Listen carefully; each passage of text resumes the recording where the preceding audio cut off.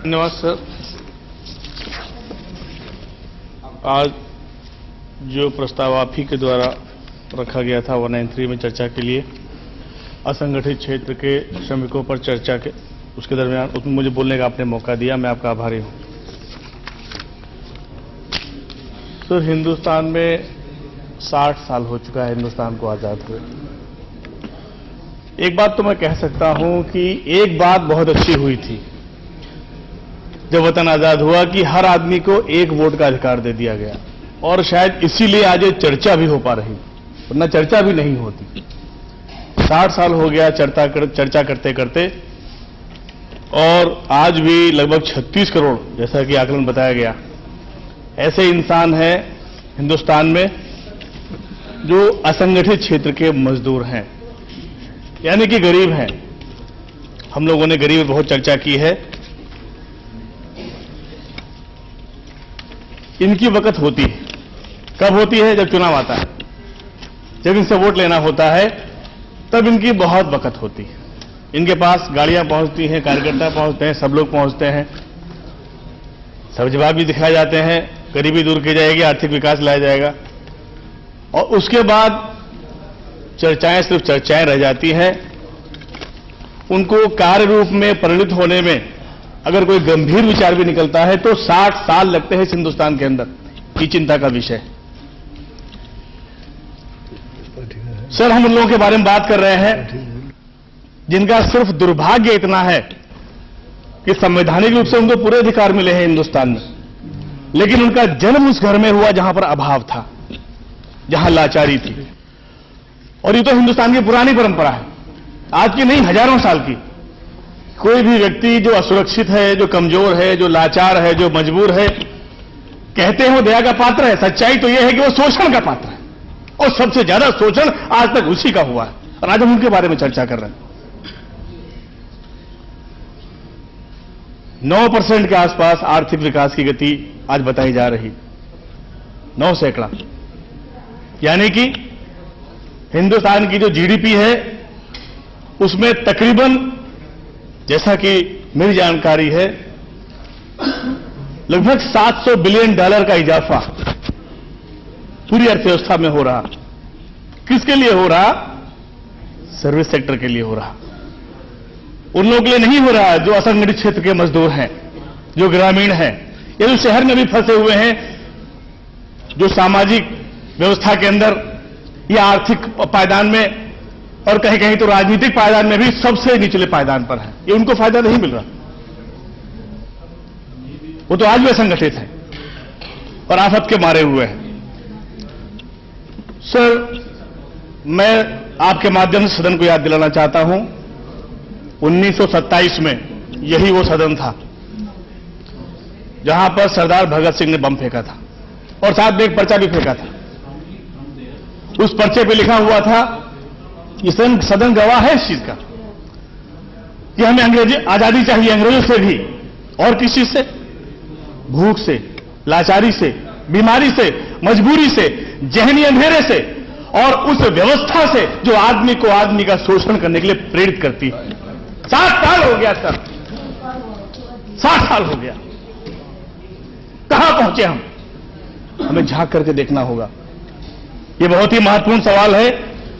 हमारी अर्थव्यवस्था जो पूरी इकोनॉमी है आज भी, जो उसका टिकलिंग इफेक्ट है, मर मर के आदमी जी रहा, सुबह से लेकर शाम तक पसीना बहा रहा। हमने कविता सुनी है, वो तोड़ती पत्थर, वो तोड़ती पत्थर, पत्थर तोड़ तोड़ के आदमी जी रहा।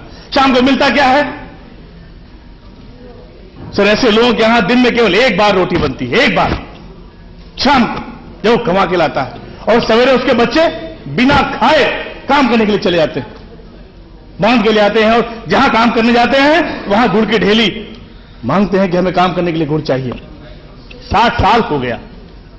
क्या आज भी और इसके आगे भी हमारी जो अर्थव्यवस्था है उसका टिकलिंग इफेक्ट कायम रहेगा? मुझे लगता है कि इस पूरे मामले को नई समग्रता में देखना होगा। सर, ये वो लोग हैं जो हिंदुस्तान के असली मालिक हैं। ये वो लोग हैं जब वोट डालते हैं तो सरकार बनती है, जिस सरकार को वित्तीय अधिकार मिलते हैं। मेरा ये मानना है कि अब समय आ गया है कि सरकार महसूस करे कि अब उन्हें शेयरिंग चाहिए, शेयरिंग। भीख नहीं, चैरिटी नहीं, उन्हें अधिकार चाहिए। हिंदुस्तान की पूरी अर्थव्यवस्था में उनको समग्रता से हिस्सा मिलना चाहिए। और यह सरकार, सर यूएनडीपी की जो रिपोर्ट हमने देखी है मानव विकास इंडिकेटर्स की, 127वां नंबर है हिंदुस्तान का, 127वां। बहुत सा काम किया गया है और बहुत सा काम करने के ख्वाब दिखाए जा रहे हैं। लेकिन सर हमारा यह मानना है और पूरी गंभीरता से मानना है कि अगर अब इस हिंदुस्तान में कोई भूखा रहता है, कोई लाचार रहता है, कोई लड़की गरीबी से बिकती है, तो यह भारत सरकार के द्वारा किया गया मानवाधिकार उल्लंघन है, निर्लज्ज उल्लंघन। और इस चीज को उस तरीके से देखा जाना चाहिए। अब व्यवस्था ऐसी बने कि चैरिटी नहीं, आदमी को एक लोकतांत्रिक राष्ट्र के अधिकार के तौर पर उसका जो मेहनताना है, उसका जो हिस्सा है इस लोकतंत्र में, सर वो उसको मिलना चाहिए। और यह बहुत जिम्मेदारी की बात। सर एक बहुत अहम प्रश्न पैदा हुआ है, एक अहम प्रश्न पैदा हुआ है कि हम गरीबों की बात कर रहे हैं, वो वाकई में गरीब हैं या सिर्फ अंडर प्रोडक्टिव हैं। हमारी इस व्यवस्था ने, बड़ी ताज्जुब की बात है, उनको इतना अवसर ही नहीं दिया कि वो उत्पादक बन पाते। हम आपको इस अवगत कराना चाहते हैं आदरणीय सभापति महोदय कि इस हिंदुस्तान से जो आदमी गिरमिटिया मजदूर बनकर हिंदुस्तान से बाहर चला गया, चाहे फिजी चला गया, चाहे मॉरिशस चला गया, चाहे गयाना चला गया, आज वो इंसान बन चुका है। लेकिन जो आदमी जा नहीं पाया, क्यों नहीं जा पाया? क्योंकि वो पढ़ा लिखा नहीं था, संसाधनों तक उसकी पहुंच नहीं थी, क्योंकि सरकार का उसकी तरफ ध्यान नहीं था। जिनके पेट भरे थे उनको तो कुछ और दिखाई दे रहा था। आज हम मीडिया को देखते हैं तो कौन बनेगा करोड़पति और प्रियंका चोपड़ा जीवन का अंतिम सत्य बन गया। गरीबी दिखाई नहीं पड़ती, लाचारी दिखाई नहीं पड़ती, बिकता हुआ आदमी दिखाई नहीं पड़ता, बिकती हुई हमारी बेटियां दिखाई नहीं पड़ती। कौन दिखेगा इसको? आज सदन के माध्यम से मैं समझता हूं यह बहुत ही एक महत्वपूर्ण अवसर आपने हमें दिया है कि जब हम ये संकल्प करें कि आने वाले समय में हर व्यक्ति को एक प्रोडक्टिव पर्सनैलिटी में आगे तब्दील करना है, उत्पादक शक्ति में तब्दील करना है। आज मार्केट ड्रिवन इकोनॉमी, बाजार से चलने वाली अर्थव्यवस्था है, और इस बाजार से चलने वाली अर्थव्यवस्था में कौन पीछे छूट गया है? वही तो पीछे छूट गया है जो सबसे लाचार है, मजबूर है, जिसको सहारा नहीं मिल रहा। बैंक भी अगर कर्जा देने की बात करती है तो सिक्योरिटी मांगती है। वो तो सरकारों ने कुछ प्रयास किए हैं तो उनको अनसिक्योर्ड लोन, बिना सिक्योरिटी के लोन मिले। लेकिन यह भी एक तथ्य है, इस बात का मूल्यांकन हमें कर लेना चाहिए कि बहुत छोटी तादाद है जिनकी सिफारिशें हैं, जिनके पास में कहीं ना कहीं पहुंच है राजनीतिक शक्ति तक, केवल उन्हीं लोगों के लिए ये सहूलतें मिल पाई। ये बहुत गंभीर प्रश्न है। सर जो असुरक्षित क्षेत्र का जो लेबर है वो ग्रामीण क्षेत्रों में है, कृषि क्षेत्र में है, दूसरे क्षेत्र में है, शहरों में भी हमने देखा है डोमेस्टिक लेबर है, कबाड़ी है, रिक्शे वाले हैं और दिहाड़ी के मजदूर हैं, मकान बनाते हैं और दूसरी मजदूरी कार्य करते हैं। एक बहुत बड़ी तादाद से 36 करोड़ की आबादी कम नहीं होती। इस मुल्क की 1/3 आबादी है, उसके प्रति हम ये राष्ट्र उतनी समग्रता से, मैं तो साफ साफ आरोप लगाना चाहता हूं कि उदासीन रहा है। उनकी परचेजिंग पावर बढ़ाने की जरूरत है। चैरिटी नहीं चलेगी, चैरिटी बहुत दिन चली, अब तो एक प्रोएक्टिव अप्रोच लेकर के हर तरीके से सार्थक कदम उठाते हुए उनकी मदद करने की आवश्यकता है। सर जो असंगठित क्षेत्र का लेबर है, जो सबसे बड़ा गुनाह हुआ उसके साथ में, जो सबसे बड़ा गुनाह उसके साथ में हुआ, समय का ध्यान रखा जाए। खत्म कर दे रहा हूं, मेन पॉइंट बात आ चुकी है। सर जो सबसे बड़ा गुनाह हुआ कि हमारे पास आज भी कोई मैकेनिज्म नहीं है। 1 मिनट में जो अनस्किल्ड लेबर को सेमी स्किल्ड लेबर में और सेमी स्किल्ड लेबर को स्किल्ड लेबर में ऑथेंटिकेट करें। जिंदगी भर हमने देखा है कि बच्चे किसी के घर में खाना बना रहे हैं, बर्तन मांज रहे हैं, जिंदगी भर मांजने के बाद भी आज भी उनके पास कुछ नहीं, कहीं नहीं, कोई उनका सर्टिफिकेशन नहीं है। कोई आदमी सड़क पर काम कर रहा है, बिल्डिंग बना रहा है, कोई ऑथेंटिफिकेशन उसका नहीं है। कोई आदमी गाड़ी रिपेयर कर रहा है, कोई ऑथेंटिफिकेशन उसका नहीं। 5 साल के बाद, 10 साल के बाद, 15 साल के बाद कभी तो वो समय आना चाहिए था। जी सर मैं अभी खत्म कर दे रहा हूं। आप बहुत अच्छा बोल रहे हैं, लेकिन समय का सर